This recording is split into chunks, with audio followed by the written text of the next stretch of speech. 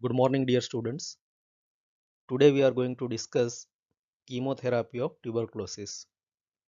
In part 1, we will cover pharmacology of first line and second line antitubercular drugs, while in part 2, we will cover treatment of tuberculosis. World Tuberculosis Day, falling on 24th March every year, is designed to build public awareness that tuberculosis today remains an epidemic in much of the world, and the latest slogan is "End TB by 2025." Let us start with the introduction of tuberculosis. Tuberculosis or TB remains the leading cause of death worldwide in the category of infectious diseases. About one third of the world's population is infected with tuberculosis. World Health Organization statistics for 2018 for India estimated 2.69 million cases. It is primarily caused by Mycobacterium tuberculosis. Further, in India, another problem is HIV infected patients, and these patients have 10% risk of developing tuberculosis every year. And these patients particularly prone to develop more severe form of tuberculosis by mycobacteria known as Mycobacterium avium complex. What are the challenges in the treatment of tuberculosis? First one, emergence of MDR-TB or multi-drug resistant tuberculosis in 20% of previously treated and 3.3% of new tuberculosis cases worldwide, and this figure exactly matches in India. Another one is XDR-TB or extensive drug resistance tuberculosis. World Health Organization estimated that approximately 10% of MDR-TB patients had XDR-TB in 2015. Classification of antitubercular drugs.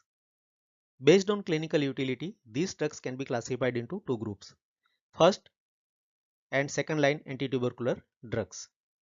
First line antitubercular drugs like isoniazid, rifampicin, pyrazinamide, ethambutol, and streptomycin having high antitubercular efficacy and low toxicity, while second line antitubercular drugs like fluoroquinolones, some aminoglycoside antibiotics, and cycloserine, rifabutin, para-aminosalicylic acids like drugs having either low antitubercular efficacy or higher toxicity or both.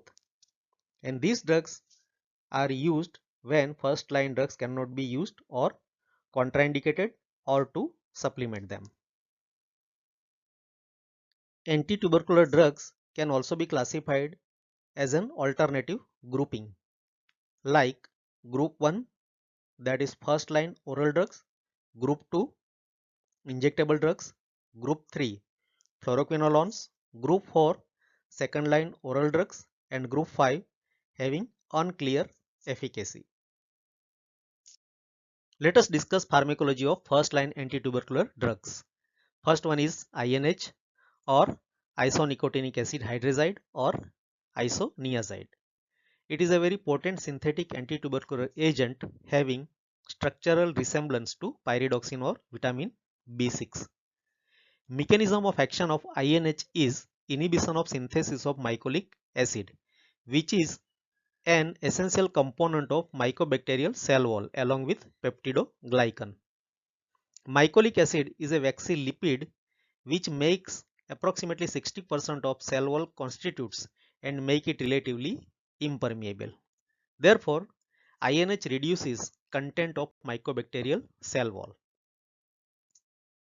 INH is a prodrug mycobacterial enzyme catalase peroxidase, which is encoded by CAT-G gene, activates INH to its biological active form to block mycolic acid synthesis, while fatty acid synthase 2, which is encoded by INH-A gene, is the target of INH action. INH, bactericidal to actively growing tubercular bacilli but bacteriostatic to resting tubercular bacilli. It is primarily antitubercular drug having activity only against Mycobacterium tuberculosis. It acts on extracellular as well as intracellular organism, and it is equally effective in acidic as well as alkaline medium. Mechanism of development of resistance to INH.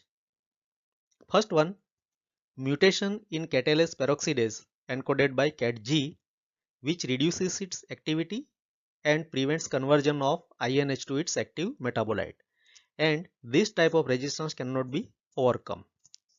Second one is mutation within Mycobacterial INH-A gene, which is involved in mycolic acid biosynthesis, and such type of resistance can be overcome by high doses of INH. Approximately 1 into 10 raised to 6 tubercular bacilli are genetically resistant to INH. Pharmacokinetic parameters, absorption and distribution. It is well absorbed through oral as well as parenteral administration, readily distributed in pleural, peritoneal and synovial fluids. CSF distribution is approximately 20%, but it can be up to 100% if meninges are inflamed. It also penetrates into caseous material. Metabolism of INH occurs by N-acetyl transferase to acetyl isoniazide metabolite. Genetic variation affects rate of N-acetylation and it is autosomal recessive trait. 30 to 40% Indians are rapid acetylators having plasma half-life of 1 hour, and 60 to 70% Indians are slow acetylators having plasma half-life of 3 hours. Acetylator status of individual may influence the nature of INH toxicity but not antitubercular therapeutic response if taken on daily basis. Excretion of INH metabolites occurs through urine. Adverse effects of INH. INH is generally well tolerated drug. Important adverse effects like peripheral neuritis, which is a major dose dependent adverse effect of INH. Another one is hepatotoxicity. Other adverse effects like allergic reactions, hematological changes, as well as conversion in seizure prone patients are found. Peripheral neuritis, symptoms like paresthesias, numbness and mental disturbances. It is commonly found with slow acetylators. First mechanism is INH induced increase in excretion of pyridoxine in urine. Second one is INH induced decrease in peripheral utilization of pyridoxine. Pyridoxine is converted into pyridoxal phosphate with the help of pyridoxine kinase. This reaction is inhibited by INH, and such adverse effect can be prevented by prophylactic use of pyridoxine. Usual dosage is 10 to 40 mg per day. Hepatotoxicity, although the incidence is low, but it is a potentially serious adverse effect. Risk of hepatotoxicity is increased in elderly patients, persons with underlying liver disease, alcoholics and fast acetylators. Chronic alcoholism induces CYP2E1 enzyme that generates hepatotoxic metabolites. While in fast acetylators, fast metabolism of INH lead to high concentration of acetyl isoniazide and acetyl hydrazine. INH must be stopped at the onset of symptoms of hepatotoxicity. Drug interactions. Aluminum hydroxide inhibits INH absorption. Para-aminosalicylic acid inhibits INH metabolism and prolongs its half-life. INH inhibits metabolism of phenytoin, carbamazepine, warfarin, diazepam through CYP2C19 and CYP3A4 enzymes. Rifampicin, another first-line antitubercular drug. It is a semi-synthetic derivative of rifamycin B. Mechanism of action of rifampicin. It binds to beta subunit of mycobacterial DNA-dependent RNA polymerase, which is encoded by RPO-B gene. Therefore, it inhibits RNA synthesis of mycobacteria. Beta subunit of polymerase enzyme is necessary for initiation and growth of new RNA chain. Rifampicin doesn't bind to mammalian RNA polymerase and therefore exhibits selective toxicity principle. Rifampicin is bactericidal for both extracellular as well as intracellular organisms. It also effective against organisms like Mycobacteria leprae, Neisseria meningitidis, Haemophilus influenza, Staphylococcus aureus, Legionella and Brucella. Therefore, rifampicin is also used for treatment of leprosy, for prophylaxis of meningococcal and influenza meningitis, methicillin resistant Staph aureus infections, as well as Legionella infections, and it is a first line drug therapy with doxycycline for the treatment of brucellosis. It having good sterilizing and resistance preventing action. It acts best on slowly multiplying bacilli or also known as spores. In addition to tuberculosis, it having effect on other atypical mycobacteria also. Development of drug resistance to rifampicin. Point mutation in RPO-B gene. By this mechanism, it prevents binding of drug to RNA polymerase. There is rapid development of resistance when rifampicin is used alone. There is no cross resistance except rifampicin congeners like rifabutin and rifapentin. Pharmacokinetic parameters of rifampicin. Well oral absorption, bioavailability is approximately 70%. Food reduces its absorption and therefore it is to be given on empty stomach. Penetration in all tissues, tubercular cavities, placenta as well as meninges. But from the CNS, it is largely pumped out by P-glycoprotein, mainly metabolized in liver. Free drug as well as its deacetylated metabolites excreted through bile into the gut and undergoes enterohepatic circulation. Small amount excreted in urine also. Adverse effects of rifampicin. Hepatitis is the major adverse effect and risk is increased in patients with underlying liver disease. It is dose dependent and reversible. Some other serious but rare adverse effects like cutaneous syndrome. Symptoms are flushing, pruritus, rashes and redness. Flu syndrome. Symptoms are fever, headache, malaise, bone pain. It also lead to harmless orange-red color urine. Other effects like purpura, hemolysis and renal failure. Drug interactions of rifampicin. Rifampicin is a potent microsomal enzyme inducer and it lead to induction of cytochrome P450 isoforms like CYP3A4, CYP2D6, CYP1A2, CYP2C. It accelerates metabolism of several drugs like warfarin, oral contraceptive pills, corticosteroids, sulfonylureas, anticoagulants, protease inhibitors, and therefore it leads to therapeutic failure of these drugs.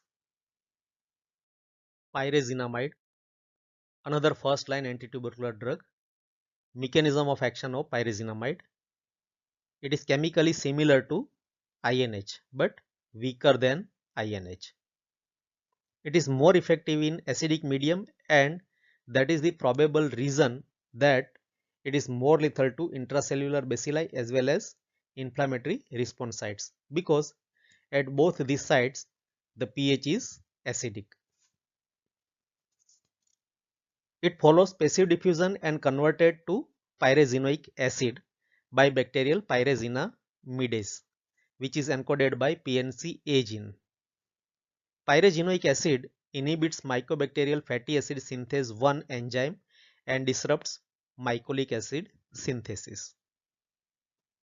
Resistance to pyrazinamide developed by mutation in PNCA gene which can be minimized by combination therapy. Pharmacokinetic parameters. Well oral absorption, wide distribution in all tissues, macrophages, tubercular cavities and CSF, and therefore it is highly useful in meningeal tuberculosis. Extensive metabolism occurs in liver and excretion through urine. Adverse effects of pyrazinamide. Hepatotoxicity is the major adverse effect found in 15% of the patients. It is less evident with lower dosage range. It is contraindicated in patients with liver disease but safe during pregnancy. Another important adverse effect is hyperuricemia that occurs because of inhibition of uric acid secretion that lead to acute gouty arthritis. Other notable adverse effects like abdominal distress and arthralgia, flushing, rashes, drug fever, and loss of diabetes control are other effects. And therefore, in diabetic patients, frequent blood glucose monitoring is required. Ethambutol, another first-line antitubercular drug. It is a synthetic tuberculostatic drug effective against Mycobacterium tuberculosis and Mycobacterium avium complex. Fast multiplying bacilli are more susceptible to ethambutol. Primary purpose of using ethambutol is to prevent development of resistance. Mechanism of action. It inhibits arabinosyl transferase enzyme encoded by EMB-AB gene to prevent polymerization of arabinoglycans in mycobacterial cell wall. Resistance to ethambutol develops because of point mutations in EMB-B gene, which lead to reduced affinity of the enzyme. There is no cross resistance to other antitubercular drugs. Pharmacokinetics of ethambutol. Oral bioavailability is around 75%. It is widely distributed in all body fluids. Distribution in CSF is inconsistent, but it is more during meningeal inflammation. Less than 50% of the drug is metabolized and excreted in urine through glomerular filtration and tubular secretion, and therefore caution is required in renal diseases. Adverse effects of ethambutol. Very important one is retrobulbar neuritis that lead to impairment of visual acuity as well as color vision. That is generally occur during administration of 25 mg per kilogram per day dose of ethambutol for more than 9 months. This adverse effect is dose related and reverses slowly after discontinuation of ethambutol. Precautions like periodic visual acuity testing is desirable. Previously in children it was contraindicated, but now it is to be given with due precaution. Other side effects like mild GI disturbance, rashes, fever, and rarely peripheral neuritis are noted. It is safe during pregnancy. Streptomycin, an aminoglycoside antibiotic, another first-line antitubercular drug. It is the first drug to exhibit effective antitubercular activity. It is bactericidal against Mycobacterium tuberculosis but less effective than INH and rifampicin. It acts only on extracellular tubercular bacilli because of poor penetration into the cells and having poor action in acidic medium. It penetrates tubercular cavities but doesn't cross CSF. Mechanism of resistance. There is rapid development of resistance when streptomycin used as alone. And once there is streptomycin resistant infection, it should be stopped as earliest as possible because of the fear of streptomycin dependence.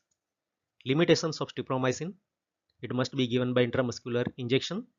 It having lower safety margin and therefore lead to various side effects like ototoxicity and nephrotoxicity, and therefore it is used only in addition to first-line anti-tubercular drugs or as reserve alternative. It is labeled as supplemental first-line anti-tubercular drug. Let us move towards second-line anti-tubercular drugs. The first group is fluoroquinolones. Fluoroquinolones like moxifloxacin, levofloxacin, ofloxacin, and ciprofloxacin. Moxifloxacin is most active against tubercular bacilli, followed by levofloxacin, ofloxacin, and ciprofloxacin. Agents from this group are potent oral bactericidal drugs for tuberculosis. These agents are active against Mycobacterium avium complex and some other atypical mycobacteria. These agents penetrate cells and kill mycobacteria inside the macrophages. And specific indications for this group is that they are the key component of all regimes for multi-drug resistant tuberculosis. Ethionamide and prothionamide. These drugs belongs to second line antitubercular drugs in other oral drugs category. Mechanism of action similar to INH and having effect on extra as well as intracellular organisms. Adverse drug reactions, very poor tolerability, lead to intense gastric irritation and neurological toxicity like peripheral neuritis and even optic neuritis. Neurological toxicity can be minimized with low dose of 200 mg that can be increased up to 750 mg. Use only in multi-drug resistant tuberculosis and optional drug for treatment regime of Mycobacterium avium complex in AIDS and reserve drug for leprosy. Cycloserine, another second line antitubercular drug. Mechanism of action is cell wall synthesis inhibition. It is tuberculostatic to Mycobacterium tuberculosis. Pharmacokinetics, reabsorption, distribution throughout body fluids including CSF, and unchanged excretion by kidney. Adverse effects, peripheral neuropathy, dizziness, tremor, psychotic and behavioral changes. Vitamin B6 100 mg per day reduce peripheral neuropathy and can prevent tremors. It is contraindicated in psychic and epileptic patients and used in multi-drug resistant tuberculosis. Terizidone, cycloserine congener having two molecules of cycloserine. Mechanism spectrum is similar to cycloserine, but compared to cycloserine it is less neurotoxic and incidence of adverse drug reactions are low. Use can be used as substitute for cycloserine and specifically for genitourinary tuberculosis because higher and longer lasting concentration achieves in urine. Para-amino salicylic acid. It is tuberculostatic and one of the least active drugs. It does not add to the efficacy of other antitubercular drugs. It only delays development of resistance. It is structural analog of para-aminobenzoic acid and therefore mechanism of action is similar to sulfonamide. It leads to inhibition of folate synthase of bacteria and having tuberculostatic activity. Pharmacokinetics, complete oral absorption, wide distribution, metabolized by acetylation and excreted in urine. Adverse effects, GI intolerance, and because of the sulfonamide nature, hypersensitivity reactions are appeared. Use in multi-drug resistance tuberculosis only. Rifabutin and rifampicin. First is rifabutin. It is similar in structure as well as in mechanism of action to rifampicin, but it is less potent inducer of cytochrome P450 enzymes and having better activity than rifampicin against Mycobacterium avium complex. The current status of rifabutin is in prevention and treatment of disseminated Mycobacterium avium complex in HIV infected population because these patients are on protease inhibitors as well as NNRTI. So if we use rifampicin in these patients, there are chances of drug interactions because of strong enzyme inducing property of rifampicin, and therefore if we use rifabutin we can minimize such drug interactions. Rifampicin, another structural analog of rifampicin having long plasma half-life and therefore it is indicated as a substitute of daily rifampicin in continuation phase where it can be used as once or twice weekly basis. Kanamycin and amikacin. These aminoglycoside antibiotics are very similar to streptomycin. Most of the strains of Mycobacterium tuberculosis resistance to streptomycin are sensitive to amikacin. Also, multi-drug resistant strains of Mycobacterium tuberculosis are also sensitive to these aminoglycoside antibiotics.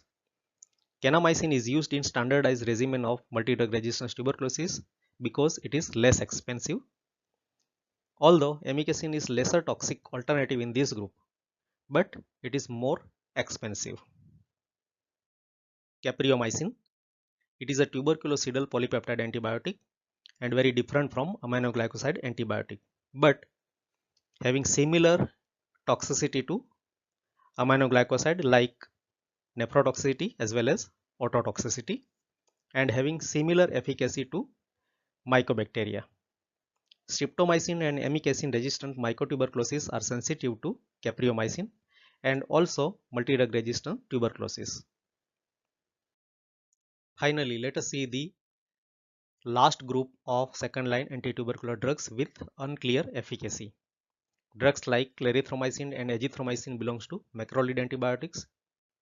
Clofazimine, coamoxiclav, that is the combination of amoxicillin and clavulanic acid.